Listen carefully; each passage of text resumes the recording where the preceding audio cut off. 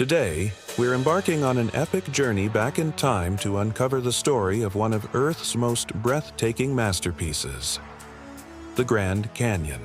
This isn't just a big ditch in the desert, it's a living history book with pages made of rock telling a story that spans billions of years. So, grab your virtual hiking boots and let's dive deep into the heart of Arizona. Our story begins long before the canyon even existed, about 1.8 billion years ago. Imagine a time when this entire region was at the bottom of an ancient sea. Over hundreds of millions of years, layers upon layers of sand, mud, and ancient marine life settled on the seafloor. The immense pressure from the water above and the heat from the Earth's core below slowly cooked and compressed these sediments, forging them into the hard, crystalline rocks we now see at the very bottom of the canyon, the Vishnu Schist. These dark, twisted rocks are the foundation, the very basement of the Grand Canyon. If you ever hike down to the Colorado River, you're literally touching rocks that are nearly half the age of the Earth itself. It's truly mind-boggling. Then, the planet got busy. Tectonic plates crashed together, mountains rose and eroded away, and seas advanced and retreated time and time again. Each of these events left its mark, depositing a new layer of rock like a new chapter in a book. You can see this incredible layer cake effect as you look from the rim down. There's the reddish Tapeats sandstone, which tells of an ancient beach from 500 million years ago. Above that, the bright Angel Shale, full of fossils from early marine creatures, showing a time when the sea deepened. Then you have the Muav limestone, the Redwall limestone, famous for its sheer crimson-stained cliffs, and the Supai group, which indicates a swampy coastal plain environment. Each colored band you see represents a different world, a different environment, from tropical seas to vast sandy deserts. It's a visual timeline of our planet's history, right there in the canyon walls.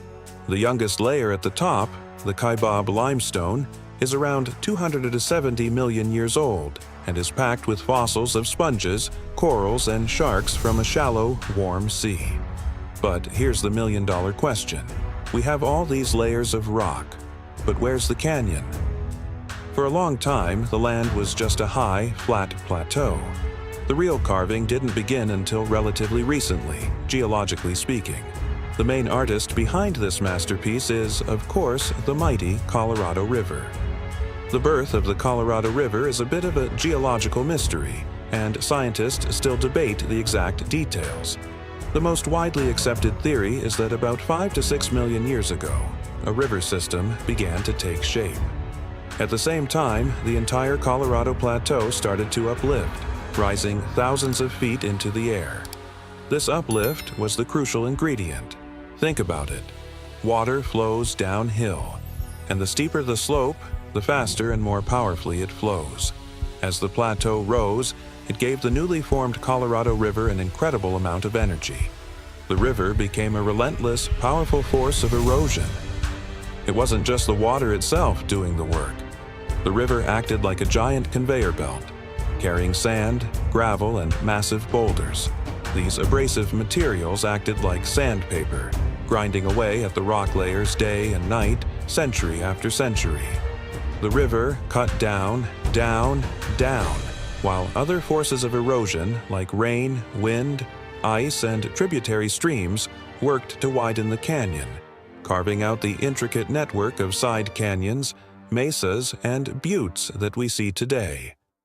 It's this combination of the river cutting down and the canyon walls sloughing off that created the grand scale of the Grand Canyon.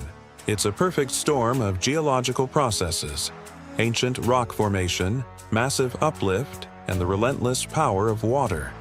Of course, the story of the Grand Canyon isn't just about rocks and rivers, it's also a human story. People have called this canyon home for thousands of years. Archaeological evidence shows that Paleo-Indians were hunting in the area as far back as 12,000 years ago. They left behind split twig figurines and incredible rock art that gives us a glimpse into their lives. Later, around 1000 AD, the ancestral Puebloans moved into the area. They were master farmers, building homes or pueblos, right into the cliff walls and planting crops of corn, beans, and squash on the canyon floor. Imagine living your life with these epic views every single day. Today, the Grand Canyon is still a deeply sacred place for numerous Native American tribes, including the Havasupai, who still live within the canyon, as well as the Hopi, Navajo, and Hualapai, whose cultural and spiritual ties to the canyon are profound and unbroken. The first Europeans to see the canyon were Spanish soldiers led by Garcia López de Cárdenas in 1540. They were searching for the mythical cities of gold, but when they stood on the south rim, they were simply baffled. They could not comprehend the scale of what they were seeing and couldn't even find a way down to the river. For the next 300 years, the canyon remained largely unexplored by outsiders. It was ET until 1869 that a one-armed Civil War veteran and geology professor named John Wesley Powell led the first daring expedition down the Colorado River through the Grand Canyon. His team faced treacherous rapids and near starvation, but their journey mapped this unknown territory and brought the wonders of the Grand Canyon to the attention of the American public and the scientific world. Powell's incredible journals captured the raw beauty and danger of the canyon, sparking a fascination that continues to this day. This newfound attention brought tourists, miners, and entrepreneurs. To protect this natural wonder from being exploited, President Theodore Roosevelt was a huge champion for its preservation. He visited in 1903 and declared, "Leave it as it is. You cannot improve on it. The ages have been at work on it, and man can only mar it." Thanks to his efforts and those of other conservationists, the Grand Canyon was designated a national park in 1919, ensuring its protection for future generations. And that brings us to today. The Grand Canyon is still a dynamic, ever-changing landscape. The Colorado River continues its slow, patient work of deepening the canyon, while erosion continues to sculpt its walls. It hosts millions of visitors from all over the world each year, who come to hike its trails, raft its river, or simply stand on the rim and gaze in awe at its immensity. It's a place that reminds us of the incredible power of nature and our own small place in the vastness of geologic time. From a billion-year-old seabed to a modern-day world wonder, the Grand Canyon's story is a testament to the slow, steady, and spectacular forces that shape our planet. Thanks so much for joining me on this incredible journey through time.